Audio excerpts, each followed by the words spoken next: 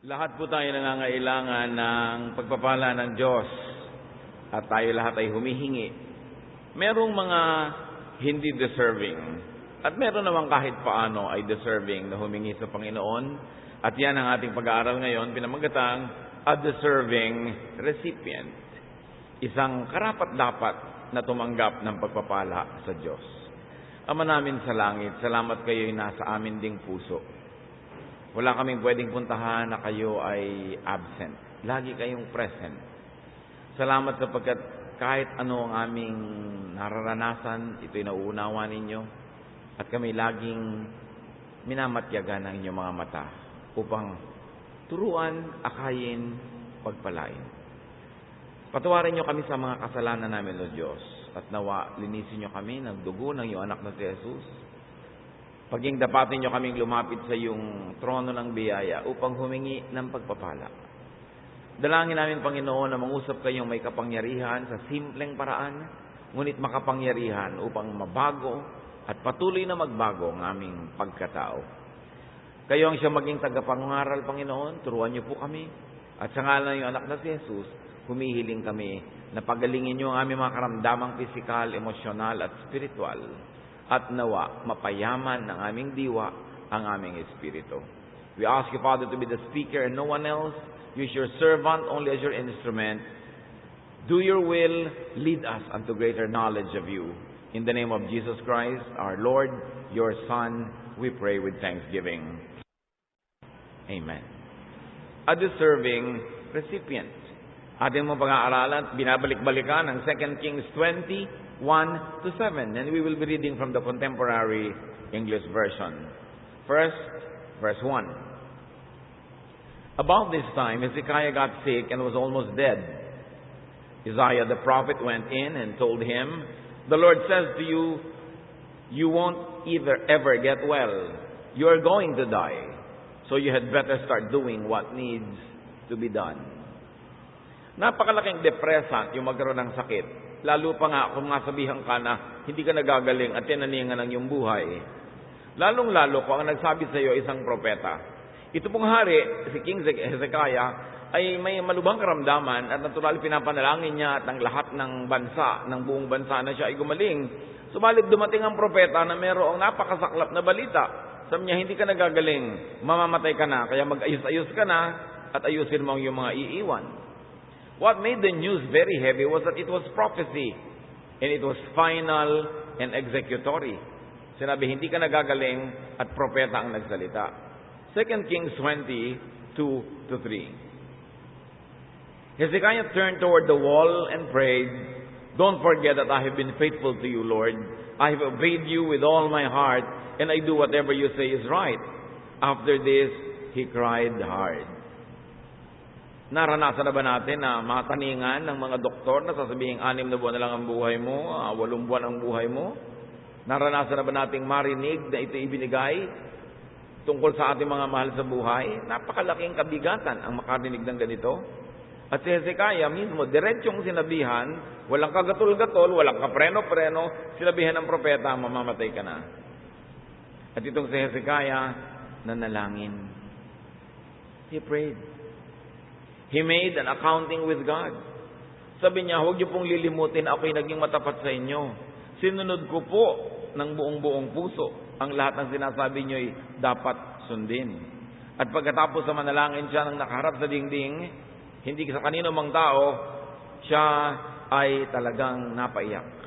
Humagulgol sa Panginoon. But he did not accept, and he even appealed that so-called death sentence. Hindi niya tinanggap kahit galing sa propeta. Hindi niya basta na lamang hinayaan na mangyari ito. Siya ay umapila sa Panginoon. At ang kanyang apila, alalahanin niyo po kung gaano ako katapat sa inyo. Meron ba kayong ipinagawa sa akin hindi ko ginawa? Meron bang katwiran na nanggaling sa inyong mga labi na hindi ko isinakatuparan? 2 Kings 20:4-6. Before Isaiah got to the middle court of the palace, the Lord sent him back to Hezekiah with this message. "Hezekiah, you are the ruler of my people, and I am the Lord your God, who was worshipped by your ancestor David. I have heard your prayer, and I saw your cry. I will heal you, so that 3 days from now you will be able to worship in my temple. I will let you live 15 years more, while I protect you and your city from the king of Assyria. I will defend the city as an honor to me and to my servant David. So matapos i-deliver ng propeta ang masaklap na balita, ay tumalikod na ito at papauwi na. Subalit hindi pa siya nakararating sa kalagitnaan ng malaking bulwagan ng palasyo, ay pinabalik siya ng Diyos. Bumalik ka at sabihin mo ang mensahe ko na ito. At sinabi nga dito ang napakagandang balita. Sabi niya, kinilala ng Panginoon muli si Hezekiah, ikaw ang hari ng aking bayan, at ako ang iyong Diyos na sinamba ng ninuno mong si David. Alam niyo po yung pagsamba ni David sa Panginoon ay napakaraming puntos na ibinigay sa kanya mga kaapu-apuhan. Laging inaalala yun ng Panginoon na si David ay sumasamba sa kanya.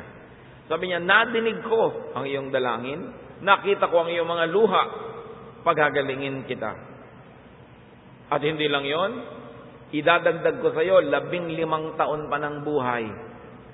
At hindi ko lang pahabain pa ang iyong buhay, ipagtatanggol ko pa ang lungsod, ang iyong bayan, mula sa mga kalaban na ngayon ay sumasalakay.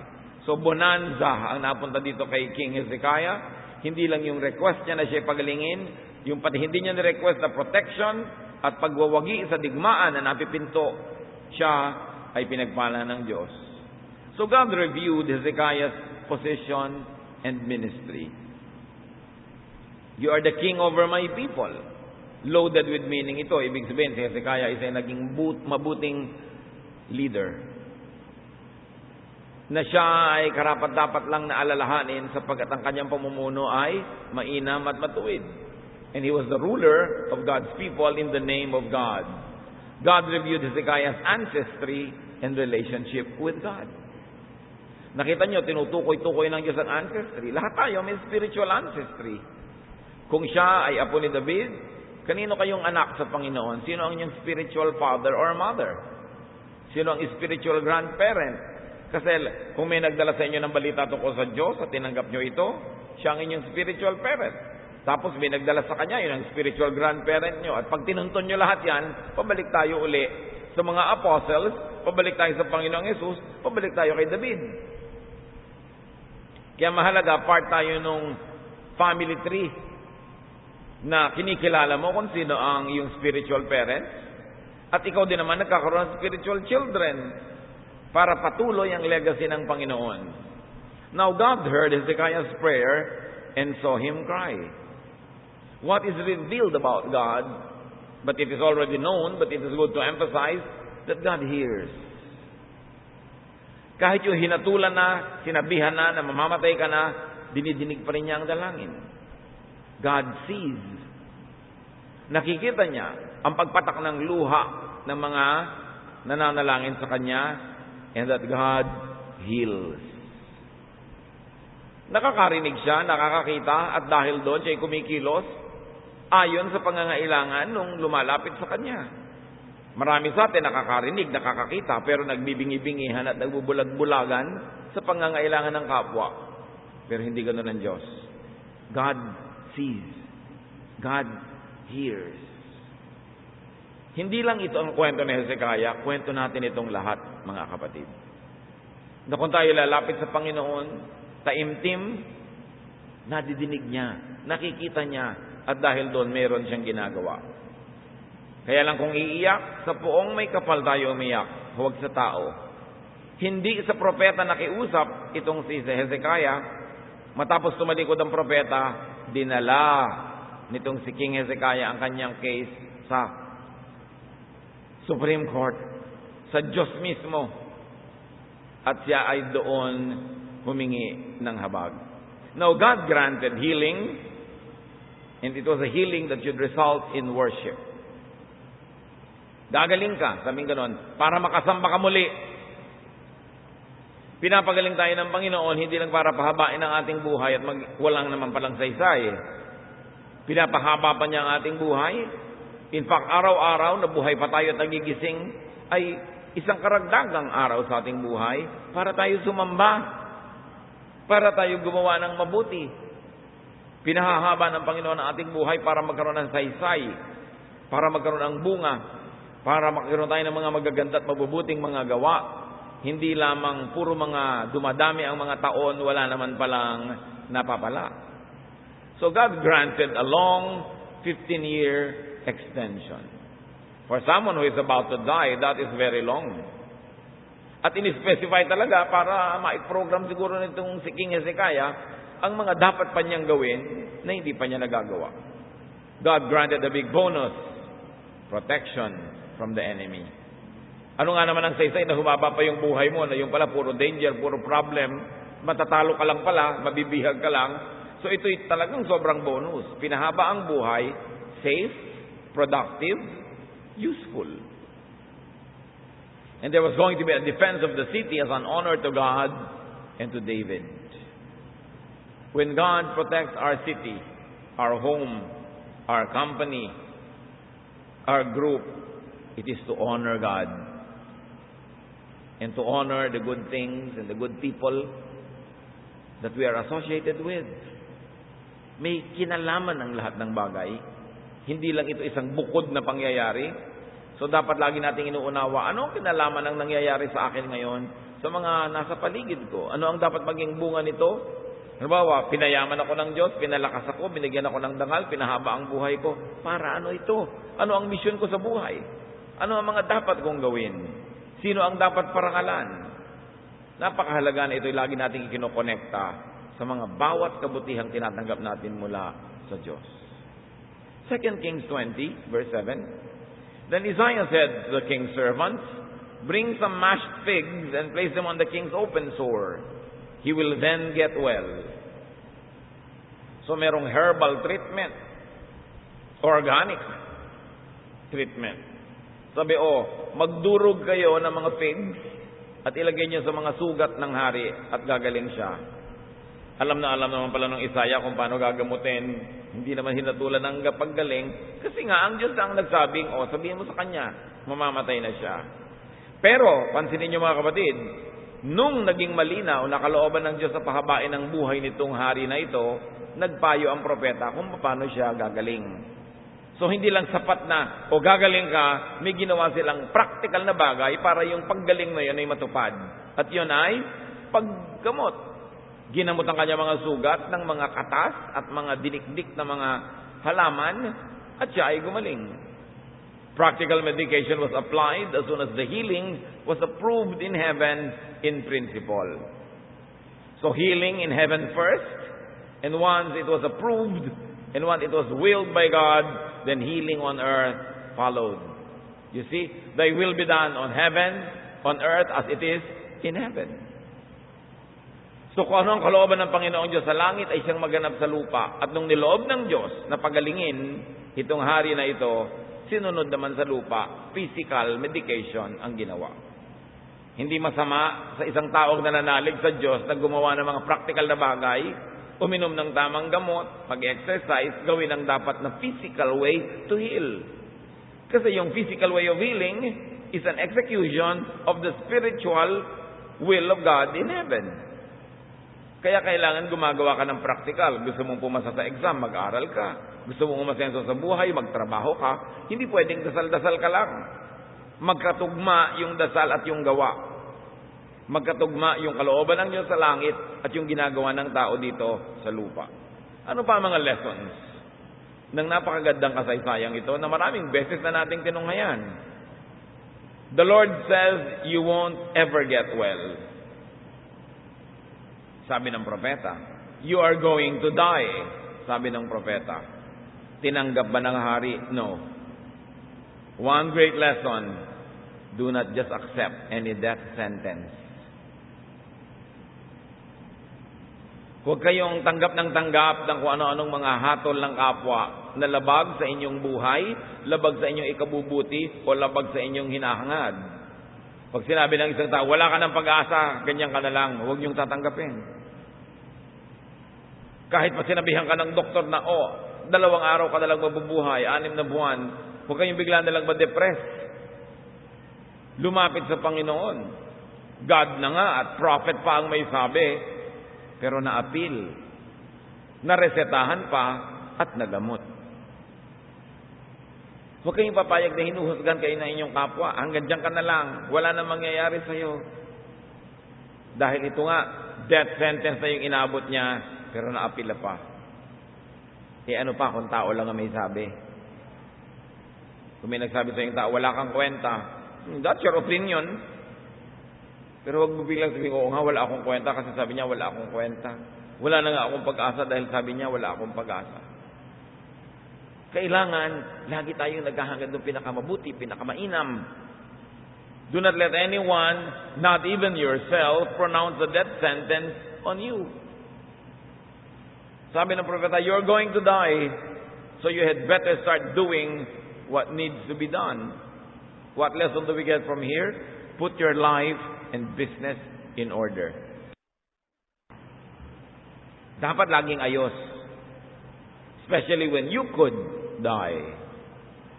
Maglalakbay ka sa malayo, may posibilidad na kainin ka ng pating, mahulog ka sa bangin, masagasaan ka, ma-infect ka, ayusin mo ang iyong buhay at ang iyong bahay. Kung may kaunti kang ari-arian na maaaring maiwan, linawin mo na kung paano ito paghahati-hatian ng mga magmamana-mana para hindi bangay-bangayan pagkabigla ka na lang sa makabilang buhay. Kailangan ayos. May mga itinago kang kayamanan, gumawa ka man lang ng mapa para mahuhukay ng mga kamag-anak mo kung saan nakalagay. Meron ka mga secret bank accounts, ilagay mo man lang yung mga number at yung mga code sa isang sealed envelope na pag namatay kayo, meron pwede magbukas. Kailangan ayos ang buhay. Lalo't meron ka mga pananagutan. May mga listahan ka ng mga utang at pautang, ayos dapat. Sabi nga nung propeta, ayusin mo na ang buhay mo, malapit ka na mamatay. Kasi one of the things that's really very difficult is namatay ka na nga, ang gulo-gulo pa ng iniwan mo. Matagal ka nang naagnas, hindi pa tapos yung mga suliranin at mga gusot. Kailangan may iniiwan kang kaayusan. Put your life in order when you are likely to die, like when you are ill. Or especially, if you plan to live long, lalo namang dapat mong ayusin ang buhay dahil ikaw ang makikinabang kung ito'y maayos at ikaw ang malulugi kung ito hindi maayos. Maganda, lalo't may mga ari-arian kayo, merong malinaw na will, last will, and testament. At kung meron kayong mga ganyan, isulat nyo lang ng kahit sulat kamay nyo, mas mabuti, sa isang papel. Ito ang gusto ko mangyari sa mga ari-arian ko. A, pupunta kay B. Diba? Ganito, ganon, pirmahan ninyo. Malaki ang hold nun, kahit sa korte, lalo handwritten nyo, kahit hindi pa yan notarized. Dapat mainam. A clean inventory of the things that you have. Dapat inaayos ang buhay para tayo man ay mabuhay o sumakabilang buhay, Diyos pa rin ang kaayusan na nag-ahari. Another lesson is to have some bargaining chips with God. Kung bigla ka man lang hatulan, meron ka namang maiapila sa Diyos tulad ng ginawa nitong si King Hezekiah, faithfulness and obedience. So, hindi po ba't ako'y naging matapat, naging masunurin? Alang-alang man lang dito, habaan nyo naman ang buhay ko. Dagdagan mo pa ng righteousness, service, and if you are very good at the ministry of giving and goodness to others, lahat yan, pinapakinggan ng langit. Sino makakapagsabi na yung hatol ng Diyos na mamamatay na ang hari at ang propeta pa ang nagsabi ay pwede pang mabaligtad? Dahil ang Diyos madaling kausap, masarap kausap at pwedeng lapitan. So apply this to human relationships. Dapat sa buhay meron tayong bargaining chips. Gusto nyong isama kayo ng magulang nyo sa mga biyahe? May bargaining chip ba naman kayo? Marunong ba naman kayo pagkakasama? Maasikaso ba kayo? O pabaya kayo? Lagi kayong nawawala, nagiging liability. We must have good bargaining chips in life. Kahit hindi natin naiintindihan lagi, ang buhay ay laging merong exchange. May ginagawa ka, may ginagawa sa'yo. May itinatanim ka, meron kang inaani. Kaya dapat meron tayong mga mabubuting katangian. Kung gumagawa ng listahan ng mga isasama halimbawa sa bakasyon, 5 lang, 7 kayo, sa palagay nyo sinong malalagay na unang 5? Di yung mga may good bargaining chip. Ito masarap naman itong kasama kasi masipag. Ito madaling kasama kasi hindi ito suplada. Ito masarap kasama kasi hindi masyadong legalistic, mapagbigay. Diba ayaw natin ng kasamang mabigat, yung mabigat sa loob. So dapat lang tayo yung may ginagawa. Para kung may pipiliing bubuhayin, mapasama ka naman, hindi doon sa ikaw agad yung bibitayin. Pag meron pipiliin ng Diyos sa pagpalain, ikaw naman ay mauna-una sa listahan. Kahit sa ating kapwa, meron siyang handaan, mamimili siya ng bisita. Tingnan nyo kung naiimbita ka o hindi. Madali naman yan eh. Sino ba yung laging mga ayaw ng tao? Di ba yung mga masusungit? Yung mga hindi mapagbigay? Yung mayayabang? Yung mga maaarting wala namang accomplishment sa buhay eh. Proud pa. Ang pinagmamalaki lang yung accomplishment ng lolo o lola na ang tagal-tagal lang na mayapa. Pero pati itong si Apo na walang accomplishment, mayabang. Sino bang natutuwa sa mayabang? Sino bang natutuwa sa suplada? Sino bang natutuwa sa mga masusungit? So liban na lang you're very, very brilliant. Na talagang kailangan ka because of your brilliance. It's important to add value to yourself. By being nice, by being good, by being forgiving.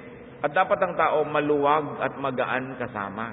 Kasi kahit nga talented ka, hindi ka pa rin ang isasama kung ang hirap mo namang makasundo. Dapat nagre-review tayo niyan. Lesson sa buhay nitong si Hezekiah, meron siyang bargaining chip. Kung tayo ba ay sabihan ng Panginoon sa isang panaginip, maganda ka na, 3 araw ka na lang mabubuhay, may masasabi pa tayong, Lord, di ba faithful naman po ako sa inyo? Di ba sumusunod ako sa inyo? Habaan niyo naman po yung buhay ko. Alam ko pong masarap na to die is gain, pero gusto ko pa pong to live is Christ. Habang maaari sana. Don't squander opportunities to do good. Bawat tao na nirefuse natin, at the same time, meron tayong opportunity to accommodate. Bawat tao na inis natin o ininis natin, may kakambal yun na opportunity na mapalapit ang loob sa atin kung ginawa natin ang tama. Bawat tao na kakaaway natin, may kakambal na opportunity na maging kaibigan natin kung tama ang ating handling. Sa bawat opportunity, pipiliin natin, ako ba yung magiging mapagbigay o ako yung pagbibigyan? Ako ba yung magiging mapagpatawad o ako yung nangangailangan patawarin? Kasi sa ganun nating pagsukat mga kapatid, malalaman ninyo, if you're desirable to be around, if you have bargaining chips with people and with God. Sa bawat araw may pagkakataon tayo na maging kaibig-ibig sa kapwa. Pipiliin ba natin yun na maging kainis-inis? Pipiliin ba natin na maging tamad imbes maging masipag at maging mapagbigay? Pipiliin ba natin na maging pabigat kaysa sa part of the solution? Isa sa mga kamangmangan ng tao, yung sa pagpili, ang pinipili niya siya yung maging. Minsan may iba pa, they really choose to be bitchy. They really choose na masalita ng masakit. They choose na manghiya ng kapwa. Pero anong napala nyo? May tao nagalit sa inyo, nagdamdam. Sooner or later, you will need this person's favor or kindness. And do you think this person will give it to you? Isa sa mga pinakamalaking kamalian ng tao, yung pwede siyang pumili na maging mabuti o masama, yung pinipili maging masama. Yung pwede siyang pumili na maging mapagbigay, ang pinipili maging maramot. Meron siyang pagkakataon na maibigan ng kapwa, ang pinipili niya yung makainisan. Isang napakalaking kadiliman ng isip na dapat nating iwaksi sa ating buhay. Deserve blessings. Kahit yung blessings, pumupunta yon sa blessed. Deserve healing. Deserve God's answer. As humans who are fallen, we can never be truly and fully deserving, but at least be deserving even on the surface. Hindi naman talaga tayo dumarating sa puntong karapat-dapat tayo at karapatan nating tumanggap ng mabubuti galing sa Diyos. Pero at least kahit malang paano, meron tayong mabanggit, masabi kung gusto nating makipagtawaran. At ang Biblia, ang daming example ng pakikipagtawaran ng tao sa Diyos. Most of the time, our relationship with God is really transactional. Ginawa ko ito, Lord, please gawin niyo naman ito sa akin. At sinasabi ni Lord, pag ito ginawa mo, ganitong gagawin ko sa iyo. Cause and effect. Kung anong gustong effect mo sa buhay, dapat yun ang cause na gawin mo rin. Another lesson is to pray, to cry out to God. No case is impossible with God. Ilapit mo, umasa, manalig, iyakan mo ang Diyos. James 5:16, therefore confess your sins to each other and pray for each other so that you may be healed. The prayer of a righteous man is powerful and effective. Yung maipanalangin ka ng isang matuwid na babae o lalaki, pinakamagandang regalo yun na pwede mong matanggap. Kasi ang mga panalangin nga ng mga matuwid ay mas dinidinig. Kaya napakainam na tayo mismo yung maging matuwid, at kung hindi man, be in good standing with people who are in good standing with God, because they can be your emissaries to God. They could be your ambassadors, and they could plead for you. Kaya yung mga matuwid, halimbawa, nasa mga panahon na matuwid ang ating pamumuhay, alam natin na more than ever, malapit tayo sa Panginoon, malinis ang ating pamumuhay, samantalahin niyo yan para manalangin para sa iba. Kasi para kang merong hotline to heaven. At napakainam yung maipanalangin tayo ng mga tao. Pero, again, ikatutuwa ba ng kapwang ipanalangin ka? Kaya dapat talaga yung ating behavior, pinipilit natin maging mabuti. So pray and get prayed for. Kung may hihingin kayo sa kapwa, lalo't ito yung mabuting tao, ang hingin nyo panalangin.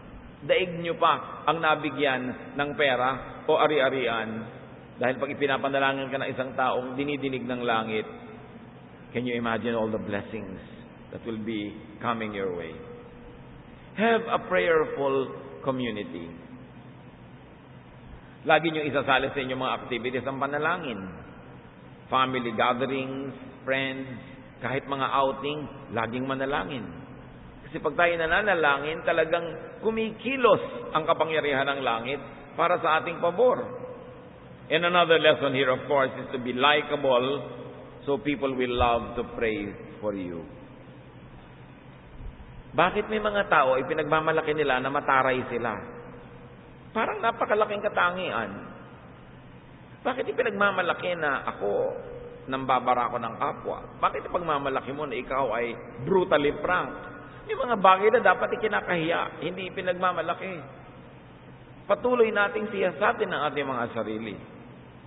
Another lesson is to respond to and reciprocate God's blessing and dealing with worship. Kita niyo sabi ng Panginoon, pagagalingin kita para makasamba ka. Nakita niyo ang biyana nitong si Peter, nung pinagaling ng Panginoong Jesus, naglingkod, pinakain sila. Pinagagaling tayo para magkaroon ng saysay yung buhay natin for the furtherance of God's kingdom and for service to fellow human beings. Pinagagaling tayo at kung minsan ay hindi naman natin kailangan gumaling dahil malusog tayo, pinananatili tayong malusog para meron tayong saysay. Si David, matapos mamatay ang kanyang anak na siya ay hindi kumain, hindi uminom, pinananalangin niya dahil nag-aagaw buhay.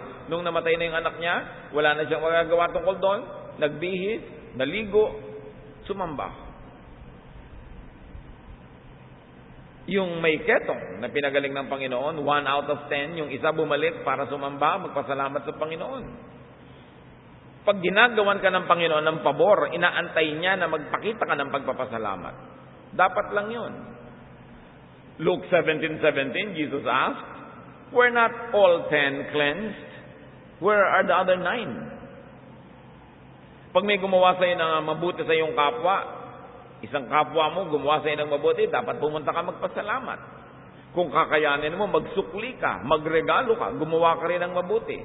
Pinaglingkuran ka, paglingkuran mo rin. Kung hindi mo pa kaya, pag dumating ang panahon kaya mo na, sikapin mo na maglingkod din. Laging isinusukli, ginagantihan, ginagawa ng mabuti, ang gumagawa sa atin ng mabuti.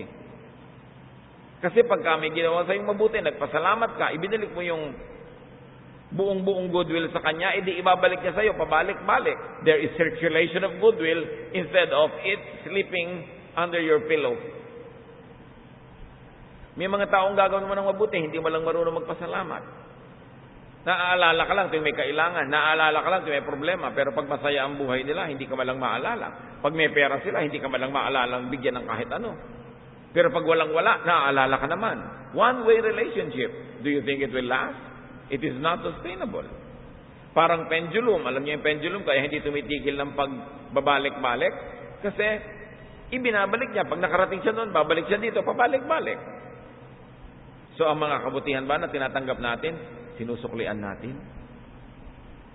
And very especially worship when you are blessed. Worship right after a difficult time. Worship right after a great moment. Worship right after a victory. Alam niyo, appreciate ko yung ikakasal ko ng Sabado ng gabi.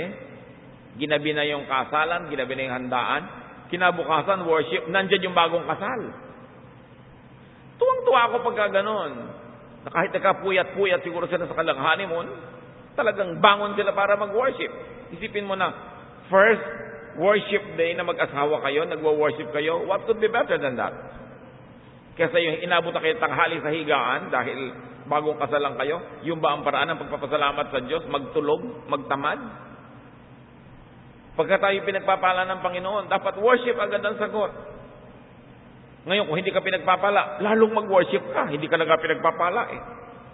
Kaya laging worship ng worship. Worship in good weather, worship in stormy weather. May bagyo na nga. Yun nga, kaya dapat ka lalong sumamba. May bagyo na, may baka, may lakar. Hindi ka pa sasamba. Yan na lamang ang pagkakataon mo para ipakita sa Panginoon yung katapatan, para suklian din yan, ipabalik-balik yun. Worship right after your wedding, your graduation, your success or survival. Hindi yung absent, late or inattentive. James 4:14. You do not even know what will happen tomorrow. What is your life? You are a mist. A mist that appears for a little while and then vanishes. Hindi nito minamaliit ang buhay. Itinuturo sa atin na lalong pahalagahan ang bawat sandali. Hindi mo na alam kung ano mangyayari bukas. Alam mo ba? Para ka lang isang usok. Yung binuksan mo yung kaldero, umusok. Sandali lang wala na. Mainit na kape, may usok. Mamaya wala na. Sabi, ganyan lang ang buhay mo. Here now, gone tomorrow. Life and time are uncertain. Therefore, live well. Sabi nga nitong propeta, ayusin mo ang sambahayan mo, ayusin mo ang buhay mo. Kaya sa Tagalog, napakaganda ng ating greeting na mabuhay. It's when live, get alive, get a full life. Hindi yung nabubuhay ka, tatamlay-tamlay ka. Kainan, wala kang gana, ayaw mong kumain. Tulugan, hindi ka makatulog. Tawanan, hindi ka tumatawa. Kasiyahan, hindi ka kasali. Ba't ka pa nabuhay kung puwera ka lang? Alam niyo ibig sabihin ng mabuhay? Involve ka. Kaya, nag-i-inhale ka, nag-i-exhale ka, nagpapalitan lang kayo ng hininga ng mga halaman. It's an exchange. It's very important to have good exchange. Hindi katulad ng mga naninigarilyo, mag-i-exhale sila ng lason, mai-inhale mo dahil dumadaan ka. It's very unkind and very rude for smokers to let non-smokers inhale their polluted air. Kasi may exchange nga pero negative. Dapat positive ang exchange. Sasandali ang buhay, ba't ka gagawa ng mga kaaway? Sasandali ang buhay, bakit ka maiinis o mangiinis? Ba't di ka magtanim ng mabuti? Ecclesiastes 8:15, payo ni Solomon. So I think we should get as much out of life as we possibly can. There is nothing better than to enjoy our food and drink and to have a good time. Then we can make it through this troublesome life that God has given us here on earth. Sa katalinuhan ni Solomon, nalaman niya, nakita niya, kahit ano pa ang buhay, nagwawakas din.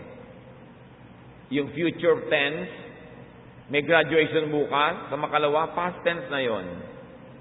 Meron kang tagal-tagal na inaasam, naka-future tense, tapos biglang nangyari na, tapos na. Parang ang tagal-tagal mo naghahanda sa Noche Buena, tapos biglang, tapos na. Ang tagal-tagal mo naghahanda sa kasalan, tapos, tapos na. Ganun lang ang lahat. Dugtong-dugtong lang ng mga ginagawa, tapos na. Bago kasi siulan, tapos na. Paano ngayon yung buhay mo? Ganun lang ba yun? Kaya sabi nito si Solomon, hanggat maaari, get the most out of life. Kumakain ka, kumain kang mabuti. Nagsasaya ka, magsaya ka. Naglilingkod ka, maglingkod ka mabuti. Hindi naglilingkod ka, nakasimangot. Naglilingkod ka, half-hearted. Naglilingkod ka, low quality. Naglingkod ka na rin lang. Gawin mo ng passionate. Kasi hindi na ladating uli yan. Minsan lang, ang isang araw na lumampas sa buhay mo, hindi na babalik. So dapat, get the most out of life.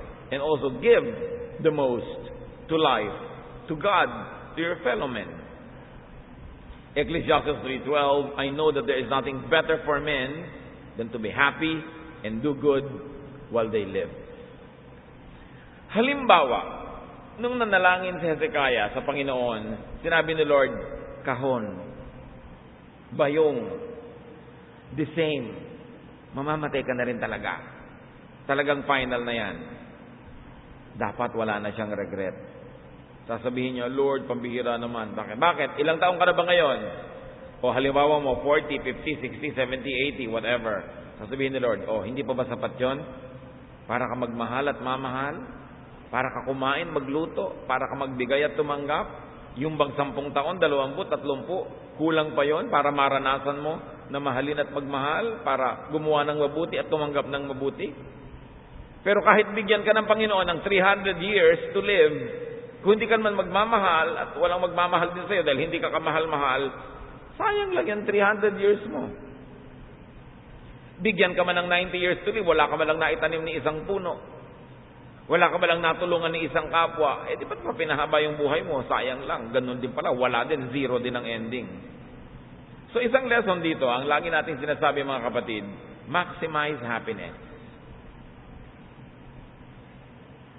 Kung mas mapapasaya nyo pa yung okasyon, yung buhay, yung sitwasyon, gawin nyo. Kasi baka hindi na bumalik. Baka mag-apila ka, hindi ka pagbigyan. Wakasan na rin yung buhay mo. Di dapat ang dami mo nang naging happiness? Minimize pain. Namimili lang naman tayo. Will I maximize happiness or minimize it? Will I minimize pain? Dapat sa pinakakonte, kinukonte, binabawasan natin ang pain. Meron akong gustong sabihin masakit sa kapwa ko, pero I like to minimize pain. Hindi ko na lang sasabihin. I like to maximize happiness. O may party ka, meron pa akong extra food dito, dadalhin ko. Let's maximize happiness. And then do the most good. This is what life is all about. Yung iba, they do the most bad. Baligtad. Pag ginawa natin itong tatlong to, kahit anong oras kayo bawian ng buhay, wala na tayo dapat ipagsisi. When you maximize happiness, minimize pain, and do the most good every day, any day you can go. Pero hindi naghihingalo ka na lang, sumuteka, hindi pa po ako nakakakain ng masarap na melon. Ang haba-haba ng buhay mo, hindi ka malang kumain. Kung talagang ginusto mo sana, nangyari yan. At kung mabuti ka, masipag ka, makakakain ka niyan. May magbibigay sa'yo, bibigyan ka ng Diyos. Hindi tayo dapat, it's not the number of years in our life, but it's the life in every year. Magpakatalino tayo mga kapatid. Alam natin yan, bigla-bigla na lang may namamatay na kapitbahay. Nahulaan pa naman mag-a-abroad. Pero hindi na pala natuloy, mamamatay na siya. So mali yung hula. Merong bigla na lamang na ikakasal bukas, ngayon, binawian ang buhay. So, hindi na natuloy honeymoon. Hindi ko naman ibig sabihin mag-honeymoon na kayo agad. Pero ang point is, dapat, kung bawian ka ng buhay ngayon, wala ka ng regret. Kasi lahat ng buhay na ibinigay sa'yo nung nakaraan, you maximize happiness, you minimize pain, and you did the most good. Then you will not be possessed by regrets. Yung dapat mong batiin mo na. Hindi yung naghihingalo ka na, ipapatawag pa. Yung dapat mong kausapin mo na. Yung dapat mong mahalin mo na. Dahil hindi natin alam, life is a mist. Make the most of time. Psalm 90:12, teach us to use wisely all the time that we have. Plant good seeds. Plant good deeds. These are defining moments.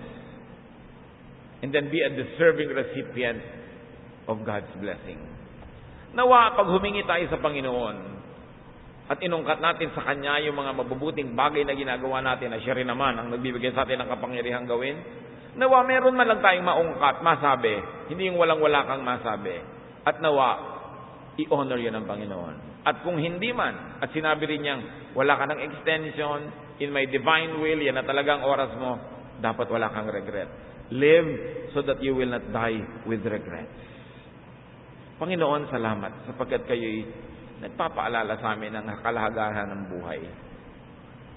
Na hindi kami dapat magwaldas ng panahon. Hindi namin dapat gamitin ng isang okasyon para kami kainisan, kundi para kami katuwaan. Na hindi namin dapat sayangin ang pagkakataong gumawa ng mabuti at pipiliin pa namin gumawa ng hindi mabuti. Turuan mo kaming kilalanin ang aming mga kamangmangan, kadiliman ng isip, ang aming mga yabang, ang mga pagkakamali namin na bigyan ng halaga ang aming sarili, imbes pahalagahan namin aming kapwa. Turuan mo kami, Lord, like King Hezekiah, na kung lalapit sa inyo, bagamat hindi naman pwedeng ipagmalaki dahil sa inyo rin ang gagaling, pero meron man lang kaming mailabas, maungkat ng mga mabubuting ginagawa namin. At salamat because you enable us to do good. Pagbulay-bulayan natin mga kapatid, ang ibig sabihin ng mensaheng ito sa ating mga personal na buhay. In silence, let God give us very practical wisdom so that we may learn and benefit from this story. Lord, sa amin pong patuloy na pananahimik sa iyong presensya at pagbubulay-bulay, kausapin mo ang bawat isa nang makita namin ang mga practical na gamit sa panahon namin sa matandang kwento na ito. Let's be alone with the Lord and be blessed. Life is precious, and may we get extensions of our life, and if not numerical extensions, extensions in quality. Lord, lead us, teach us.